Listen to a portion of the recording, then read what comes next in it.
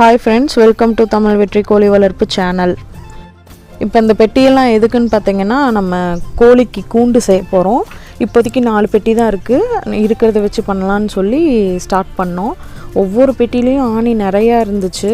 So அந்த பெட்டியில் ஆணி எல்லாத்தையும் ஒவ்வொன்றா எடுத்துட்டு அதுக்கப்புறம் அந்த பெட்டியை தனித்தனியாக பிரிச்சுட்டு அப்புறம் பெட்டி செய்ய ஆரம்பித்தோம். இப்போ என்னென்னா, செஞ்சு முடித்ததுக்கப்புறம் ரொம்ப சின்னதாக இருந்துச்சு. அதில் ஒரு வெடை மட்டும் வைக்கலாம், அந்த சைஸில் தான் இருந்துச்சு. 4 பெட்டி தானே இருந்துச்சு, அதை வச்சு பண்ணனால. அப்புறம் என்ன பிளான் பண்ணோன்னா, சோனாலி குஞ்சு இருக்குல்ல, அது 3 ஒரு இதில், இன்னொரு இதில் 2 வான்கோழி வச்சிடலாம் அப்படின்னு சொல்லி பிளான் பண்ணோம். ஏன்னா வான்கோழி ரொம்ப விசுவிசுன்னு காற்று வர இடத்துல வைக்க வேணாம், அதுக்கு நல்லா ஹீட் வர மாதிரி இடத்துல வைங்கன்னு சொன்னாங்க. அதனால வான்கோழி அதுலேயும் வச்சோம். இதில் அந்த குட்டிங்களெல்லாம் வச்சுட்டு கீழே